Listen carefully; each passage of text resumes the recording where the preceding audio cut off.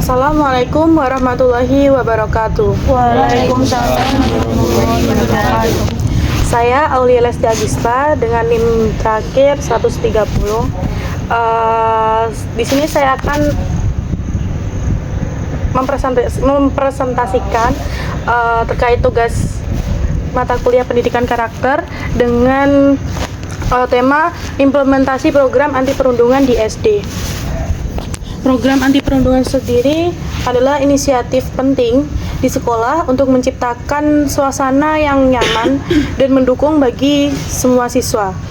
Perundungan baik fisik maupun verbal berdampak negatif pada kesehatan mental dan emosional pada siswa. Program ini melindungi siswa dari perilaku merugikan dan meningkatkan kesadaran akan dampak dari perundungan. Nah, tujuan dari program ini tuh menciptakan lingkungan yang aman dan mendukung, meningkatkan kesadaran, membangun empati dari semua siswa, semua kalangan, bahkan semuanya yang ada di sekolah sendiri. Selain itu, program perundungan ini tuh mendorong partisipasi siswa dan guru dalam mencegah perundungan itu sendiri, serta membantu siswa mengembangkan keterampilan sosial untuk mencapai keberhasilan dalam pendidikan. Selanjutnya, studi kasus implementasi program anti perundungan di SD. Saya mengambil contoh di suatu sekolah dasar di kota Sukabumi. Yang pertama, perundungan di sekolah dasar itu tidak hanya berdampak pada kesehatan mental siswa, seperti yang saya jelaskan tadi, tapi juga mengganggu proses belajar dan mengajar. Nah, di suatu sekolah dasar di kota Sukabumi, Jawa Barat, itu terjadi kasus perundungan yang melibatkan 2 anak pelaku dan 1 korban. Kejadian ini tuh tercatat pada bulan Februari tahun 2023 kemarin, di mana korban tersebut adalah seorang siswa kelas 3 SD. Dengan adanya perundungan itu, korban itu mengalami patah tulang lengan kanan setelah digedor dan dijegal oleh teman sekelasnya. Hal ini tuh membuka isu baru tentang implementasi efektivitas program anti perundungan di sekolah tersebut. Selanjutnya, pertanyaan pemantik diskusinya, bagaimana efektivitas implementasi program anti perundungan di sekolah dasar itu dapat meningkatkan kesadaran para tenaga pendidik terhadap kasus-kasus perundungan itu sendiri. Yang kedua yaitu bagaimana wali murid juga ikut berpartisipasi dan mendukung lembaga dalam program anti perundungan di sekolah dasar.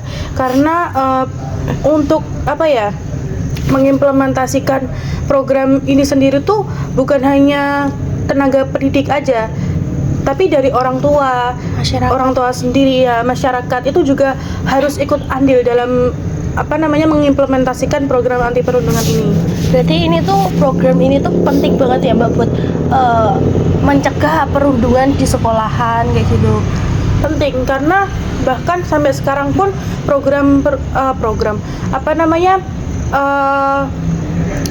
kayak kekerasan, perundungan, bahkan dari pendidik ke siswa atau dari siswa ke siswa sendiri, bahkan siswa ke pendidik itu masih banyak terjadi di saat ini. Lalu selanjutnya, akibat yang muncul apabila masalah perundungan ini tuh tidak mendapatkan solusi, yaitu yang pertama, perkembangan emosional terganggu, terutama pada siswa bisa mengalami kecemasan dan depresi. Korban itu bisa mengalami trauma berkepanjangan, kayak gangguan mental dan fisik juga.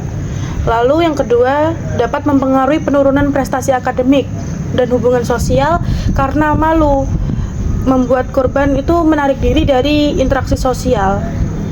Yang selanjutnya yaitu lingkungan sekolah itu dirasa bukan tempat yang aman lagi bagi siswa-siswi, apalagi bagi korban tersebut. Jadi korban tuh kayak takut, misalkan mau berangkat sekolah, dia tuh takut, merasa trauma, kayak misalnya nanti kalau sampai sekolah aku dibully lagi atau aku mendapatkan perlakuan yang tidak enak dari teman-temanku, seperti itu. Lalu solusi sendiri, ada beberapa solusi yang saya paparkan di sini. Yang pertama yaitu pendidik khususnya wali kelas sendiri itu melakukan monitoring terhadap perilaku siswa, karena kan kalau hanya satu guru, kayak misalnya kalau di SMP SMA itu kan ada guru BK, tapi kalau di SD itu kan wali kelasnya kayak sendiri. jarang, bahkan tidak ada guru BK tuh di SD, karena kalau di sekolah dasar itu ya tanggung jawab dari wali kelas sendiri. Nah, solusinya yaitu melakukan monitoring terhadap perilaku siswa dan lingkungan sekolah yang dilakukan oleh wali kelas masing-masing. Walaupun wali kelas itu juga tidak sepenuhnya kayak misalnya nggak 24 jam atau dalam satu minggu tuh wali kelas tuh masuk ke dalam mata pelajaran itu sendiri, karena kan kayak mata pelajaran agama, bahasa Indonesia, matematika itu kan kadang tuh beda gurunya. Nah, namun tugas wali kelas sendiri itu ya itu untuk monitoring terhadap perilaku siswa, karena kan nantinya tuh tidak hanya wali kelas yang mengamati, namun guru-guru yang mungkin masuk ke dalam kelas mengisi mata pelajaran umum yang mungkin tidak dipegang oleh wali kelas itu kan biasanya juga setiap guru kan pasti ada evaluasi sendiri. Yang kedua yaitu menciptakan tim multidisiplin yang melibatkan guru, psikolog juga bisa, orang tua dan petugas keamanan sekolah untuk mengidentifikasi dan mengatasi gejala perundungan sejak dini. Dan yang terakhir, mengajak siswa untuk berpartisipasi dalam kegiatan gotong royong untuk melatih kebersamaan antar teman.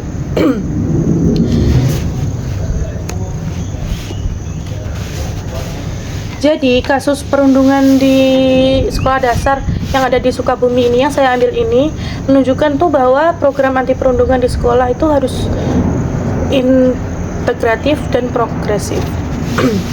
Karena mungkin sebelum adanya kasus perundungan ini tuh program ini tuh belum ada, bahkan kayak dari pendidik itu nggak ada tindakan atau kurang peka dalam hal-hal seperti ini. Karena kalau dalam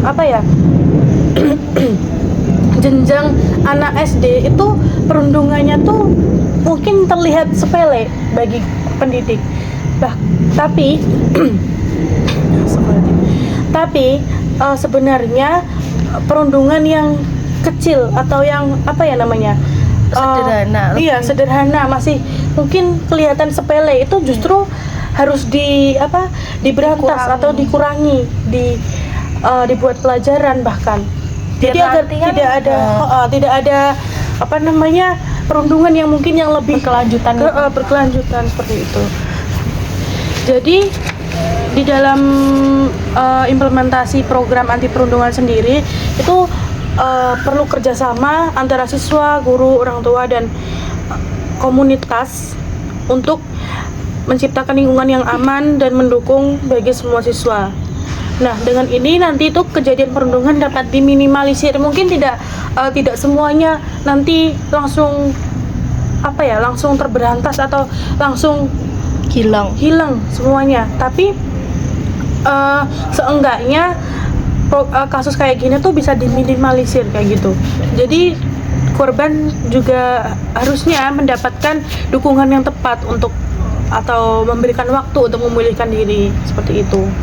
Karena perundungan di SD itu kan masalah yang serius ya.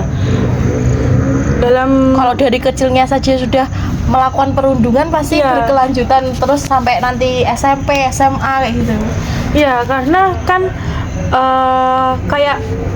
pendidikan karakter sendiri itu kan tertanam dari kecil. Apabila dari kecil sudah seperti ini, maka kan kebawa dari dewasa, karena karakter itu sendiri itu kan kayak sebuah kebiasaan seperti itu.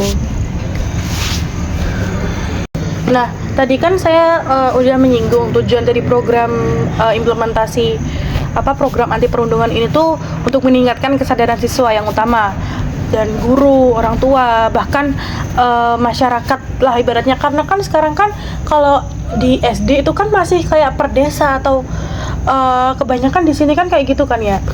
Nah, karena perundungan itu masalah yang serius, jadi program ini tuh harus ditetapkan. Karena kalau nggak kita menetapkan program ini itu kan pasti kan nanti akan terus berjalan. Kasus-kasus seperti itu ini tuh terus berjalan, kayak apa ya, semakin lama itu orang yang mungkin awalnya tuh diem, entah dia yang kena bully atau dia sendiri yang ikut membuli, seperti itu kan kita nggak tahu. Jadi selain apa ya, menyadarkan siswa, program ini tuh seharusnya mengajarkan cara mengenali perilaku perundungan itu sendiri. Jadi kayak misalnya dari hal kecil yang akan apa ya, kayak merembet ke perundungan itu, misalnya kayak mengejek tentang apa gitu, misalnya tentang nama orang tua atau apa. Itu kan kalau misalnya di jenjang SMP, SMA itu mungkin kayak udah bisa menerima ya kalau ini tuh cuma ejekan seperti ini. Tapi kalau di jenjang SD itu kan anak kecil itu hanya tahu gimana ya caranya menirukan, apalagi mereka tuh kayak menirukan, dan itu tuh nggak tahu benar atau salah. Nggak tahu benar atau salah. Terus memori yang mereka dengar tuh akan keinget terus, karena kalau anak SD itu kan mungkin sekarang tuh kayak dipandangnya tuh apa ya, mereka tuh masih kecil. Nah, memori dia tuh masih banyak gitu loh, banyak space-nya. Jadi apa aja yang keluar dari mulut, misalnya dari guru atau dari temennya, itu masih pasti bakalan keinget sampai mereka dewasa. Begitu. Jadi strategi implementasi program anti perundungan ini tuh kayak apa ya, langkah yang udah direncanakan untuk mencegah dan mengurangi perilaku perundungan itu sendiri. Tidak hanya melibatkan guru dan siswa, tapi staf itu juga menjadi potensi yang penting untuk memberikan pengetahuan dan keterampilan untuk mengenali tanda-tanda perundungan dan berkomunikasi dengan siswa, seperti itu. Nah, dengan pemahaman yang baik, guru tuh dapat bertindak dengan lebih cepat dan menciptakan suasana kelas yang positif. Jadi bertindak lebih cepat tuh kayak apa ya, lebih peka lah ibaratnya dari hal yang kecil yang kayak tadi saya sebutkan, misalnya mengejek kayak gitu. Tuh harusnya kayak guru tuh menegur kayak gitu. Jadi kayak kita tuh harus lebih perhatian lagi kepada murid, lebih perhatian dan lebih mengenali dari hal-hal yang paling sederhana dulu, karena semua itu kan dimulai dari hal yang paling sederhana. Nanti entah gimana kedepannya implementasi program ini tuh sangat diharapkan lebih sigap lah untuk memerangi perundungan ini sendiri. Cukup sekian presentasi dari saya. Selanjutnya kita akan melakukan sesi diskusi. Jadi di sini saya akan membuka sesi diskusi bersama teman-teman. Yang pertama, Mbak Ul, tadi kan katanya dijelaskan perundungan itu berdampak buruk pada korban yang menjadi sasaran perundungan. Sasarannya. Nah, pertanyaan untuk gini, strategi apa yang dapat diterapkan untuk mencegah perundungan siber di lingkungan sekolah? Sudah. Mungkin saya langsung jawab ya. Nah, beberapa strategi yang bisa diterapkan untuk mencegah perundungan siber di sekolah, di lingkungan sekolah, itu bisa dengan yang pertama, kita kan untuk mengimplementasikan program anti perundungan kan kita melibatkan orang tua. Nah, kerjasama dengan orang tua tuh kayak mendidik perilaku untuk positif online. Jadi kan orang tua kan yang tahu keseharian anak ya, apalagi sekarang, zaman sekarang tuh anak kan udah dikasih gadget. Kebanyakan orang tua sekarang tuh kan anak udah dikasih gadget kan. Jadi orang tua tuh harus kayak memberi edukasi, tapi bukan hanya edukasi, namun kayak membuat batasan anak itu bermain gadget atau bermain media sosial itu kayak gimana, kayak gitu. Terus yang selanjutnya itu bisa dengan menyediakan dukungan bagi korban perundungan. Jadi sekolah itu bisa menyediakan dukungan bagi korban perundungan, kayak yang saya jelaskan di awal tadi, bahwa korban perundungan itu sangat butuh dukungan dari mereka, dari orang-orang sekitar. Jadi sekolah itu harus menyediakan dukungan bagi korban perundungan, karena ini kan konteksnya di lingkungan sekolah.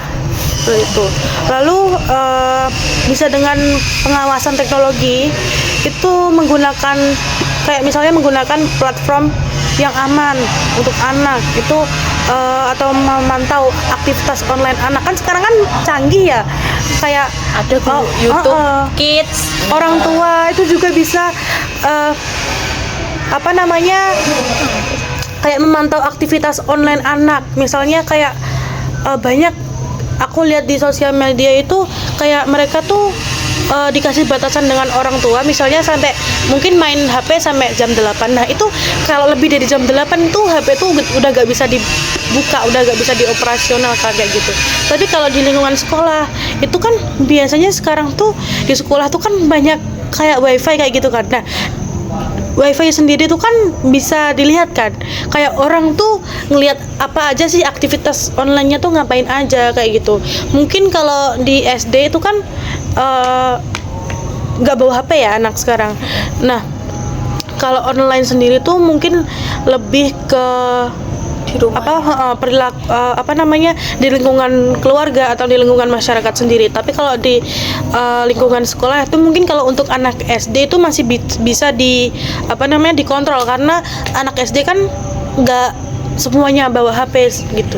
Mungkin ujian pun kan sekarang juga masih banyak pakai kertas, kecuali yang kayak kelas 4, kelas 5 atau kelas 6 kayak gitu. Kalau kelas 1 sampai kelas 3 itu mungkin masih pakai kertas kayak gitu.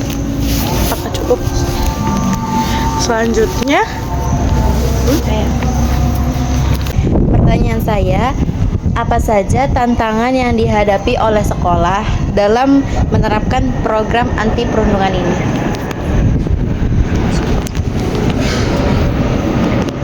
baik, mungkin saya langsung menjawab saja pertanyaan dari Kaila. Karena program perundungan ini kan tidak hanya antara siswa dan guru. Tadi kan saya bilang kalau program perundungan itu, program anti perundungan itu harus kayak kolaborasi antara siswa, guru, orang tua, dan tenaga-tenaga yang ada di sekolah maupun masyarakat. Nah, mungkin tantangan yang dihadapi itu bisa jadi dengan ada kekurangan dana. Misalnya sekolah tuh tidak memiliki cukup dana untuk membuat program atau kegiatan besar tentang anti bullying kayak gitu. Karena kan kalau program anti bullying atau program anti perundungan itu kan kadang kalau mengadakan suatu acara apa gitu kan pasti butuh dana. Nah itu kemungkinan tantangan yang paling utama. Namun ada juga dengan dilakukan dengan cara sederhana itu juga bisa, tapi ya kembali lagi tergantung di sekolah itu sendiri. Lalu mengubah kebiasaan. Jadi kayak anak SD kan masih bisa ditata ya pola pikirnya. Apalagi anak SD tuh kayak meniru. Biasanya tuh cenderung meniru. Jadi guru pendidik itu bisa merubah pola pikir anak tentang bullying itu sendiri. Jadi mungkin tidak mudah ya kalau kita mengubah mindset anak itu kayak susah gitu, karena kan dia kan kayak pengaruh dari lingkungan juga. Jadi semuanya itu mungkin anak tuh kayak sulit untuk menerima apabila kita mengasih edukasi kayak gitu.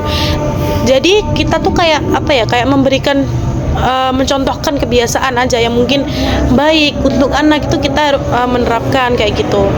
Terus yang paling utama itu kan kerjasama dengan orang tuanya siswa sendiri.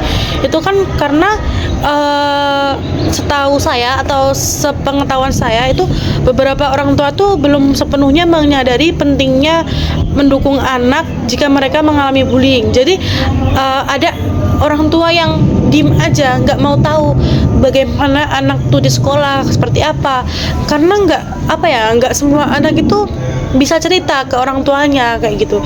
Mungkin nanti pas sekolahnya selesai itu anak baru cerita, oh ternyata kamu dulu pas sekolah tuh kayak gini gitu. Kadang orang tua tuh baru menyadari kenapa kok nggak cerita dari itu. Karena apa?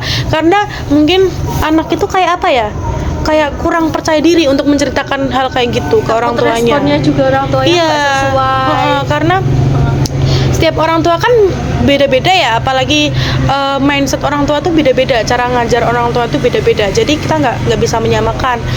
Tapi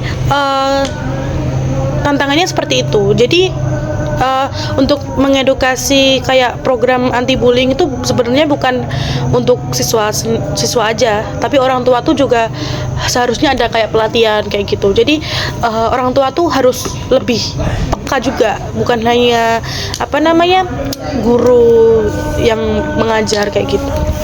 Cukup. Kita lanjutkan sesi diskusi kita.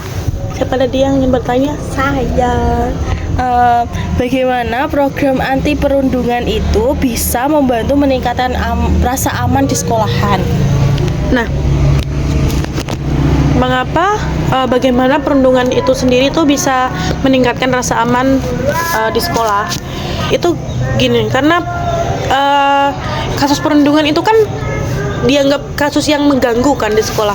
Apalagi itu kayak menciptakan suasana yang bikin nggak nyaman di sekolah, karena dengan adanya kasus perundungan seperti itu kan bukan hanya korban yang merasa dia tuh kayak takut untuk ke sekolah lagi, tapi juga pengaruh pada siswa-siswa lainnya yang mungkin kayak melihat terus, aku jadi takut nih mau berangkat ke sekolah karena si itu tuh kena bully gitu.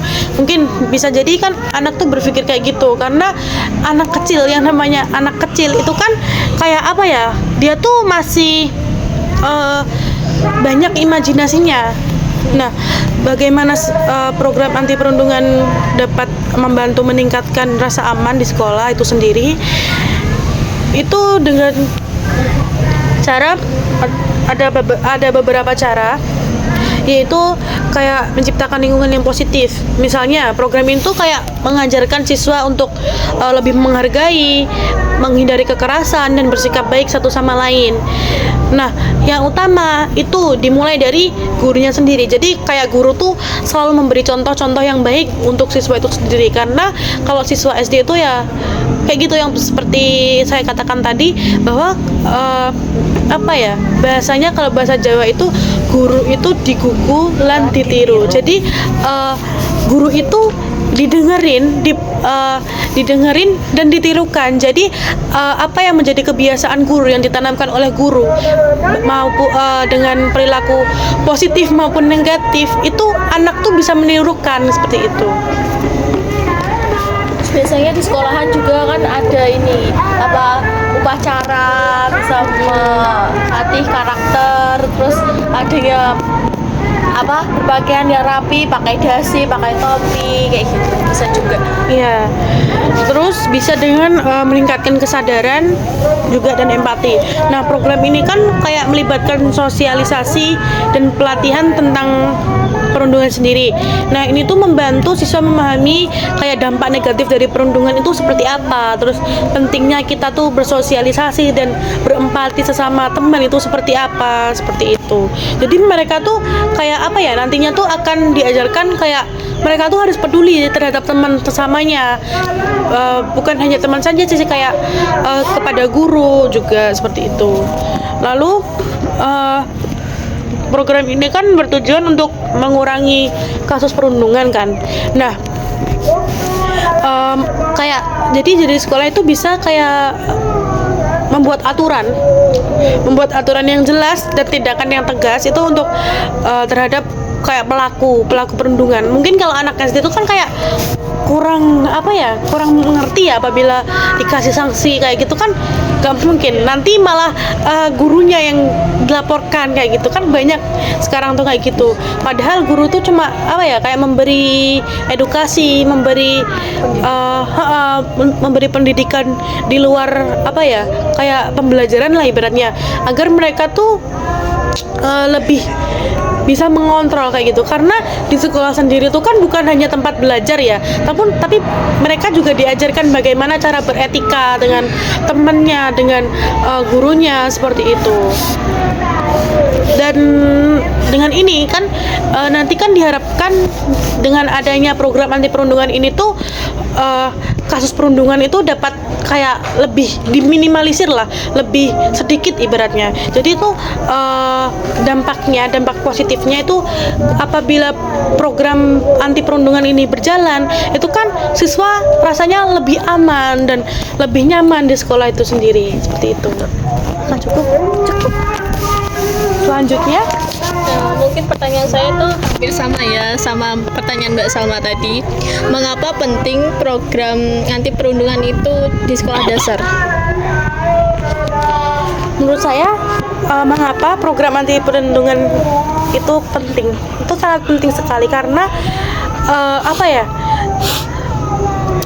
Di zaman yang modern ini tuh kan banyak ya kayak perundungan dari online, dari kayak gitu. Karena apa? Karena anak kecil atau anak seusia mereka di sekolah dasar tuh sekarang tuh udah kecanduan gadget lah ibaratnya. Nah, jadi mengapa program ini tuh sangat penting? Karena ketika seseorang itu terkena sih bahasanya? Populer.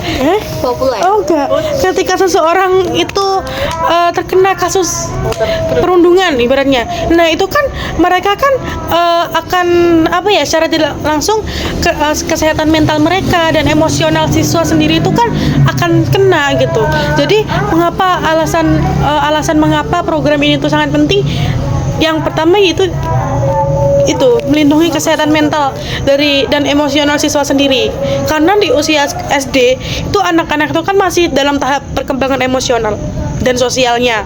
Jadi ketika terjadi kayak kasus perundungan itu tuh bisa berdampak negatif pada kesehatan mental mereka, kayak menyebabkan stres, kecemasan, bahkan mereka tuh nggak bisa sebenarnya anak SD tuh tergantung dengan dirinya masing-masing sih. Ada yang bisa mengutarakan, ada yang nggak bisa. Ya seperti kita sekarang ya, mungkin tahapannya sama ya. Cuma kalau anak SD tuh kayak apa ya? Kalau mereka belum tahu ya, dia tahu, dia kan akan memberontak. Kayak gitu. Lebih banyak berontak Lebih banyak memberontak. Terus sangat penting karena dengan program anti perundungan itu menciptakan lingkungan belajar yang aman.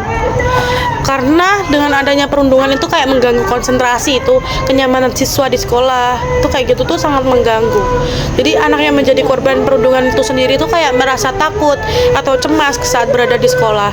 Jadi kayak mereka tuh sulit untuk fokus dalam belajar, seperti itu. Terus yang paling penting itu mengurangi dampak jangka panjangnya. Karena apa? Kalau kita nggak mulai dari sekarang, itu kan nanti akan terus-menerus kayak menjadi kebiasaan. Jadi perundungan itu tidak hanya dirasakan saat itu juga, tapi juga bisa berlanjut hingga dewasa. Kayak menurunkan rasa percaya diri atau kesulitan dalam interaksi sosial kayak gitu. Karena korban perundungan sendiri tuh kayak cenderung dia tuh lebih diam, dia menutup diri dan menarik dari sosial ke masyarakat kayak gitu. Apakah sudah cukup? Seis ya. Selanjutnya mungkin diskusi terakhir dari Mas Faiz. Ya, saya akan bertanya bagaimana cara sekolah mendidik siswa untuk menjadi pelopor dalam mencegah perundungan di lingkungan sekolah. Nah, dari sekolah sendiri itu kan banyak ya sebenarnya kayak kegiatan atau pembelajaran mendidik siswa untuk. Nah, yang pertama lingkungan sekolah itu bisa dengan cara mengedukasi. mengajarkan tentang perundungan serta dampak-dampaknya, karena kan perundungan itu sendiri kan dampaknya pasti negatif kan ya, nggak ada perundungan dampaknya positif. Kalau positif semua yang melakukan perundungan. Iya, kalau dampak positif mereka akan melakukan perundungan semua gitu. Nah, mungkin kalau seperti yang saya jelaskan tadi, kalau kayak edukasi itu mungkin kalau siswa tahapan kelas 1 SD, kelas 2, kelas 3 itu kayak mungkin masih masih kurang gitu. Kalau untuk menangkap edukasi seperti itu tuh kayak gimana, itu masih mungkin kurang bisa menangkap, meskipun memori mereka tuh masih banyak space-nya gitu. Nah, itu bisa juga dengan cara meneladani. Jadi guru, bukan hanya guru aja sih, kayak guru, staf itu kayak memberikan contoh yang positif yang seperti saya katakan tadi. Jadi semua itu diawali oleh pendidik dulu. Jadi pendidik tuh mengajarkan hal-hal yang positif. Nanti maka siswa-siswa itu akan cenderung melakukan hal yang positif karena siswa itu akan meniru seperti itu. Selanjutnya bisa dengan kayak pembelajaran model pembelajarannya. Nah, itu biasanya bisa dengan guru itu merubah konsep pembelajaran itu kayak melalui diskusi atau kegiatan kelompok kayak gitu. Jadi siswa itu kan nanti kan akan memahami temannya satu sama lain. Mungkin emang kalau anak seusia SD itu kayak masih tahapan lah, tapi mereka itu nantinya kalau mereka diajari dari kecil, mereka tuh akan terbentuk sendiri seperti itu. Dengan kelompok juga bisa meningkatkan kerjasama antara teman sekelas, terus toleransinya tuh lebih kuat biar tidak terjadi perundungan itu sendiri. Jadi mereka tuh nanti akan dilatih untuk bekerja sama seperti itu. Jadi mereka akan lebih bisa menghormati satu sama lain. Jadi nggak egois lah ibaratnya. Terus bisa juga dengan komunikasi antara siswa dan guru. Mungkin kalau memberikan komunikasi itu kan nggak mungkin guru itu menanyai satu persatu ya, apalagi mereka di dalam lingkup satu kelas itu kan pastinya rame. Nah, itu kayak guru itu bisa menciptakan ruang sendiri yang aman bagi siswa untuk melapor. Jadi guru tuh lebih terbuka gitu ibaratnya. Jadi misalnya kalau anak kecil kan sukanya ngadu ya, masih suka ngadu kayak gitu kali ya. Jangankan anak kecil, sampai dewasa juga tuh banyak yang kayak gitu. Jadi sebagai pendidik itu harus bisa menjadi tempat atau menjadi wadah untuk siswa tuh melaporkan hal-hal yang mungkin menurut siswa tuh sepele, tapi guru tuh harus bisa gitu, seperti itu. Selanjutnya selain membuka komunikasi yang terbuka, itu juga bisa memberikan apresiasi. Jadi anak kecil itu kan sangat suka diapresiasi ya. Jangan kan anak kecil, anak dewasa seusia kita tuh perlu apresiasi. Karena apa? Karena apresiasi itu kayak mendorong semangat sendiri gitu. Kalau kita nggak diapresiasi, kalau kita kurang apresiasi, kita tuh kayak kayak males gitu loh, mau melakukan atau berkembang, itu jadi malas kayak gitu. Tapi kalau kita mendapatkan apresiasi dari orang-orang sekitar kita, misalkan dari hal-hal terkecil kita mendapatkan apresiasi, kita kan akan terdorong untuk lebih bisa berkembang, lebih bisa komunikasi, atau lebih bisa misalnya selain memberikan apresiasi, guru kan bukan hanya pendidik ya, tapi guru tuh juga memberikan wadah bagi siswa yang mungkin memiliki keterampilan yang lebih. Jadi misalnya siswa tuh pintar nyanyi, siswa itu pintar gambar, itu guru tuh harus memberikan wadah yang lebih. Jadi kayak ada pelatihan tersendiri mungkin kayak gitu. Tapi kalau guru itu kalau guru tuh berdiri sendiri kan kadang juga susah ya. Jadi guru tuh bisa berkoordinasi dengan guru-guru yang lain atau staf-staf yang lain, atau bisa melaporkan lah, misalnya ini nih ada anak kelas nih yang pinter di di bidang ini. Jadi kan itu kan nanti membuat motivasi untuk guru-guru yang lain untuk menyeleksi. Jangankan menyeleksi, kayak melihat potensi anak itu sangat penting bagi guru sendiri, seperti itu. Apakah sudah cukup? Apakah ada yang ingin ditanyakan lagi? Sudah. Mungkin cukup sekian presentasi dan diskusi dari kami. Kurang lebihnya kami mohon maaf, terutama saya apabila ada kurang lebihnya saya mohon maaf. Wassalamualaikum warahmatullahi wabarakatuh. Waalaikumsalam warahmatullahi wabarakatuh. Terima kasih.